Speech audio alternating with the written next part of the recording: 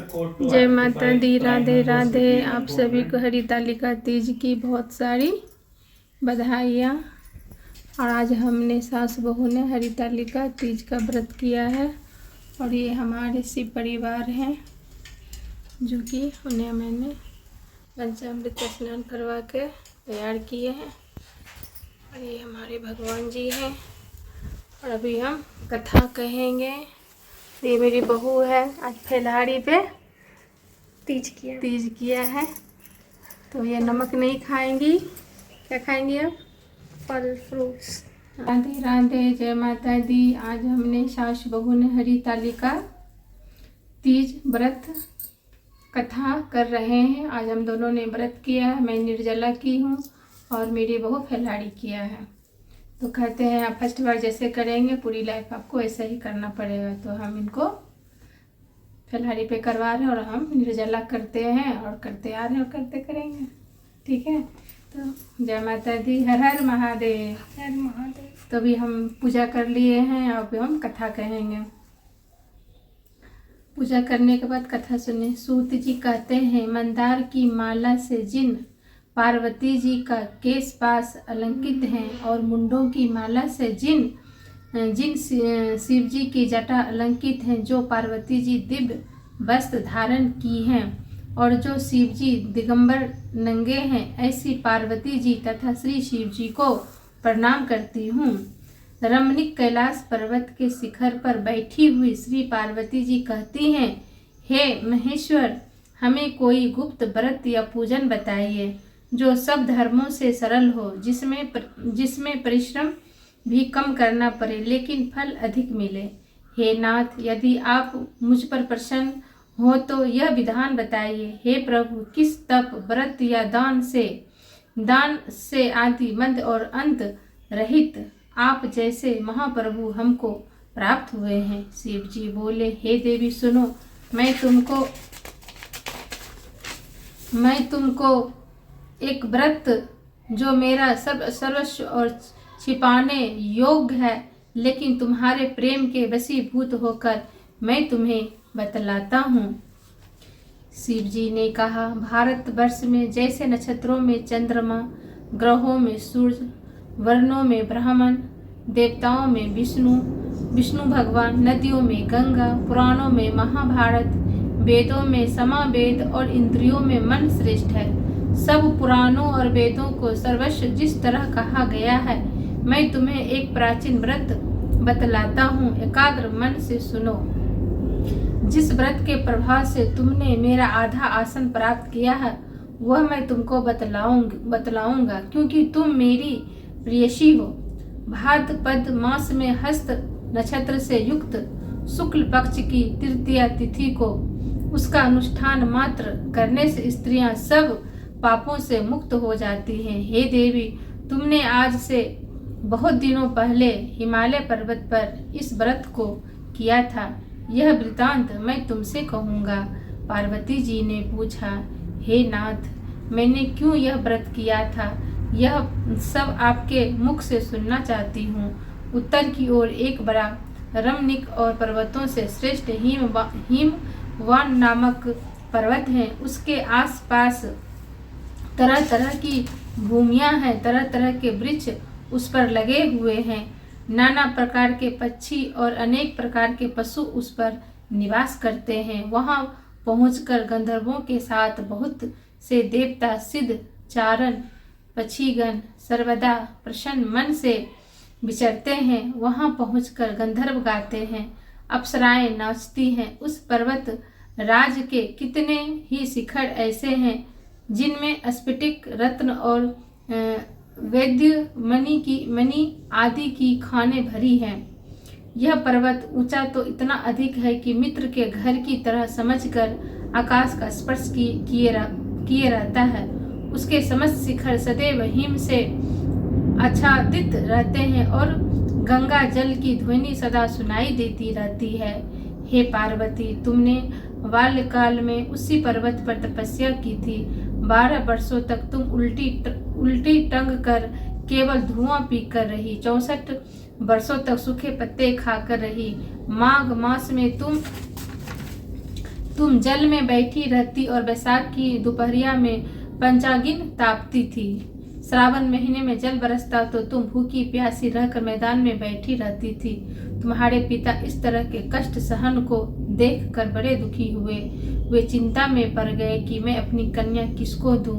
उसी समय नारद जी वहां आ पहुंचे। मुनि श्रेष्ठ नारद जी उस समय तुम्हें देखने गए थे। नारद जी को देखकर गिरि ने अग्रपाद आसन आदि देकर उनकी पूजा की और कहा, हे स्वामी, आप किस लिए आए हैं? मेरा अहोभाग्य है, आपका आगमन मेरे लिए अच्छा है। नारद जी ने कहा, हे पर्वतराज, सुनो, मैं भगवान विष्णु का भेजा हुआ आपके पास आया हूँ। आपको चाहिए कि यह योग कन्या रत्न किसी योग वर को दे। भगवान विष्णु के समान योग वर ब्रह्मा, इंद्र और शिव इनमें से कोई नहीं है। इसलिए मैं यही कहूँगा कि आप अपनी कन्या भगवान विष्णु को ही देवें। हिमवान ने कहा, भगवान विष्णु स्वयं मेरी कन्या ले रहे हैं और आप यह संदेश लेकर आए हैं तो मैं उन्हें अपनी कन्या दूंगा। हिमवान को इतनी बात सुनकर मुनिराज नारद आकाश में विलीन हो गए। वे पीताम्बर, शंख, चक्र और गदाधारी भगवान विष्णु के पास पहुँचे। वहाँ हाथ जोड़कर नारद जी ने भगवान विष्णु से कहा, हे देव, सुनिए, मैंने आपका विवाह पक्का कर दिया है। उधर हिमवान ने पार्वती के पास जाकर कहा कि हे पुत्री, मैंने तुम्हें भगवान विष्णु को दे डाली। तब पिता की बात सुनकर तुम बिना उत्तर दिए ही अपनी सखी के घर चली गई। वहीं जमीन पर पड़कर तुम बड़ी दुखी होती हुई विलाप करने लगी। तुमको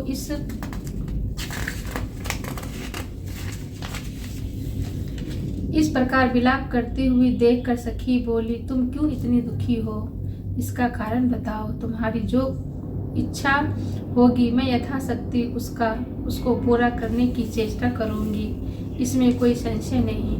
पार्वती बोली, मेरी जो कुछ अभिलाषा है उसे तुम प्रेम पूर्वक सुनो। मैं एकमात्र शिव जी को अपना पति बनाना चाहती हूँ, इसमें कुछ भी संशय नहीं है। मेरे इस विचार को पिताजी ने ठुकरा दिया है, इससे मैं अपने शरीर का त्याग दूंगी। पार्वती की इस बात को सुनकर सखियों ने कहा कि शरीर का त्याग ना करो, चलो किसी ऐसे वन को चले जहाँ पिता को पता न लगे। ऐसी सलाह कर तुम वैसे वन में जा पहुंची। उधर तुम्हारे पिता घर घर तुम्हें खोजने लगे। दूतों द्वारा भी खबर लेने लगे कि कौन देवता या किन्नर मेरी पुत्री को हर ले गया है। उन्होंने मन ही मन कहा, मैं नारद जी के आगे प्रतिज्ञा कर चुका हूँ कि अपनी पुत्री भगवान विष्णु को दूंगा। ऐसा सोचते सोचते हिमवान मूर्छित हो गए। गिरिराज को मूर्छित देखकर सब लोग हाहाकार करते दौड़ पड़े। जब होश हुआ तो सब पूछने लगे कि गिरिराज, आप अपनी मूर्छा का कारण बताइए। हिमवान ने कहा, आप लोग मेरे दुख का कारण सुने, ना मालूम कौन मेरी कन्या को हर ले गया। ऐसा नहीं हुआ तो उसे किसी काले सांप ने काट लिया या सिंह खा गए होंगे। हाय हाय, मेरी बेटी कहाँ गई? किसी दुष्ट ने मेरी पुत्री को मार डाला। ऐसा कह के वायु के झोंक से कांपते हुए वृक्ष के समान कांपने लगे। इसके बाद हिमवान तुम्हें वन वन खोजने लगे। वह वन भी सिंह, भालू, हिंसक जंतुओं से बड़ा भयानक हो रहा था। तुम भी अपनी सखियों के साथ उस भयानक वन में चलती चलती एक ऐसी जगह जा पहुंची जहाँ एक नदी बह रही थी। उसके रमणीय तट पर एक बड़ी सी कंदरा थी। तुमने उसी कंदरा में आश्रम बना लिया और मेरी एक बालू कामयी प्रतिमा बनाकर अपनी सखियों के साथ निराकार रहकर मेरी आराधना करने लगी। जब भाद्रपद शुक्ल पक्ष की हस्तयुक्त तृतीया तिथि प्राप्त हुई तब तुमने मेरा विधिवत पूजन किया और रात भर जाकर गीत आदि से मुझे प्रसन्न करने में बिताया। उसका व्रत राज के प्रभाव से मेरा आसन डगमगा उठा, जिससे मैं तत्काल उस स्थान पर जा पहुंचा जहां पर तुम अपनी सखियों के साथ रहती थी। वहां पहुंचकर मैंने तुमसे कहा कि मैं तुम पर प्रसन्न हूँ, बोलो क्या चाहती हो? तुमने कहा, मेरे देवता, यदि आप मेरे ऊपर प्रसन्न हैं तो मेरे पति बने। मेरे तथास्तु कहकर कैलाश पर्वत पर वापस आने पर तुमने वह प्रतिमा नदी में प्रवाहित कर दिया और सखियों के साथ उस महाव्रत का पारण किया। हिमवान भी तब तक उस वन में तुम्हें खोजते हुए आ पहुंचे। चारों दिशाओं में तुम्हारी खोज करते करते वे व्याकुल हो चुके थे, इसलिए तुम्हारे आश्रम के समीप पहुंचते ही गिर पड़े। थोड़ी देर बाद उन्हीं नदी के तट पर 2 कन्याओं को सोते हुए देखा। देखते उन्होंने तुम्हें छाती से लगा लिया और बिलख कर रोने लगे। फिर पूछा, पुत्र, तुम सिंह, व्याध आदि जंतुओं से भरे इस वन में क्यों आ पहुंची? पार्वती ने उत्तर दिया, हे पिताजी, मैंने पहले ही अपने आप को शिव जी के हाथों सौंप दिया था। आपने मेरी बात टाल दी, इससे मैं यहाँ चली आई। हिमबा ने संतावना दी कि हे पुत्री, मैं तुम्हारी इच्छा के विरुद्ध कुछ न करूँगा। वे तुम्हें अपने साथ ले घर आए और मेरे साथ तुम्हारा विवाह कर दिए। इसी से तुमने मेरे अर्धासन पाया। तब से आज तक किसी के सामने मुझे यह व्रत प्रकट करने का अवसर नहीं प्राप्त हुआ। हे देवी, मैं यह बताता हूँ कि इस व्रत का हरितालिका नाम क्यों पड़ा? तुमको सखियां हर ले गई थी, इसीलिए हरितालिका नाम पड़ा। पार्वती जी ने कहा, हे प्रभु, आपने नाम तो बताया, अब इसकी विधि भी बताइए। इसका क्या पुण्य है, क्या फल है? यह व्रत कौन करे? श्री शिव जी पार्वती जी से कहते हैं, हे देवी, मैंने समस्त स्त्री जाति की भलाई के लिए यह उत्तम व्रत बतलाया है। जो स्त्री अपने सौभाग्य की रक्षा करना चाहती हैं, वह यत्नपूर्वक इस व्रत को करें।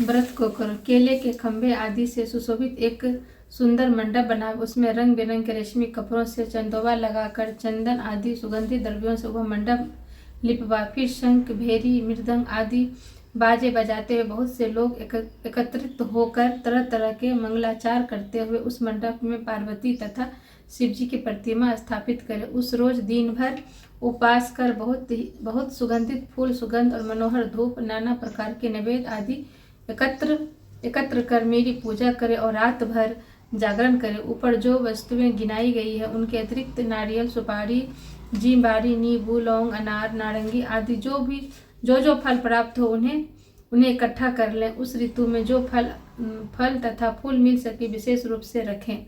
इसके बाद धूप दीप आदि से पूजन कर प्रार्थना करें, हे शिव रूपनी, हे मंगले, सब अर्थों को देने वाली, हे देवी, हे शिव रूपे, आपको नमस्कार है। हे शिव रूपे, आपको सदा के लिए नमस्कार है। हे ब्रह्म रूपिणी, आपको नमस्कार है। हे जगधात्री, आपको नमस्कार है। हे सिंह वासिनी, संसार के भय से भयभीत मुझ दीन की रक्षा करे। इस कामना की पूर्ति के लिए मैंने आपकी पूजा की है। हे पार्वती, मुझे राज और सौभाग्य दे, मुझ पर प्रसन्न होवे। इन्हीं मंत्रों से पार्वती तथा शिव जी की पूजा करें। तदंतर पूजन करें, विधि पूर्वक कथा सुने और ब्राह्मण को वस्त्र, गौ, सुवर्ण आदि देवे। इस तरह एकचित होकर स्त्री पुरुष दोनों एक साथ पूजन करें। फिर वस्त्र आदि जो कुछ हो उसका संकल्प करें। हे देवी, जो स्त्री इस प्रकार पूजन करती है वह सब पापों से छूट जाती है और उसे 7 जन्म तक सुख तथा सौभाग्य प्राप्त होता है। जो स्त्री तृतीय तिथि का व्रत न कर अन्न भक्षण करती वह 7 जन्म तक बंधिया रहती है और उसको बार बार विधवा होना पड़ता है। वह सदा दरिद्र, पुत्र शोक से शोकाकुल स्वभाव की, लड़ाकी, सदा दुख भोगने वाली होती है और उपवास न करने वाली स्त्री अंत में घोर नरक में जाती है। मांसाहार करने से बाघिन, दही खाने से बिल्ली, मिठाई खाने से चींटी और कुछ खाने से मक्खी होती है। बकवास दिया। तीज को अन्न खाने से सुकरी, फल खाने से बंदरिया, पानी पीने से जोक, दूध पीने से सांपनी, उस रोज सोने से अजगरी और पति को धोखा देने से मुर्गी होती है। इसलिए सभी स्त्रियां व्रत अवश्य करें। दूसरे दिन सुवर्ण, चांदी, तांबा अथवा बांस के पात्र में अन्न भरकर ब्राह्मण को दान दे और पारण करें। जो स्त्री इस प्रकार व्रत करती है वह मेरे समान पति पाती है और जब वह मरने लगती है तो तुम्हारे समान रूप हो जाता है। उसे सब प्रकार के सांसारिक भोग और सायुज मुक्ति मिलती है। इस हरितालिका की व्रत कथा मात्र सुन लेने से प्राणी को 1000 अश्वमेध और सैकड़ों वाजपेय यज्ञ करने का फल प्राप्त होता है। हे देवी, मैंने यह व्रत मैंने यह सब व्रतों में उत्तम व्रत बतलाया है जिसके करने से प्राणी सब पापों से छूट जाता है, इसमें कोई संशय नहीं है। हर हर महादेव। आरती करते हैं।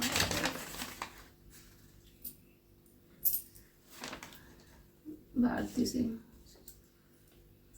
ओम जय शिव ओमकार करते हैं। ये बहुत बड़ा है। पैसा लगता है वहाँ को नमती भगवान का सदा विराजित कैलाश नंदी आरती वाला करो। भुज से सोहे तीनों रूप निरखता त्रिभुवन जन मोहे। ओम हर हर हर महादेव। अक्षमाला बनमाला मुंडमाला धारी चंदन निर्मद सोहे भाले शुभकारी। ओम हर हर हर महादेव। श्वेतांबर पीतांबर बागांबर अंगे सनकादिक ब्रह्मादिक जग संहार करता। ओम जय शिव ओंकारा। ब्रह्मा विष्णु सदा शिव जानत अविवेका।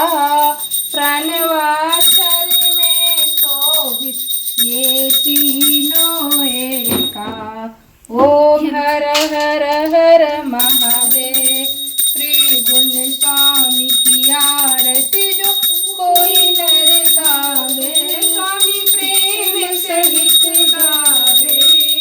कहत शिवानंद स्वामी कहत हरिहर स्वामी मन वांछित फल पावे। ओम जय शिवकार। ओम जय शिव ओंकार। स्वामी जय शिव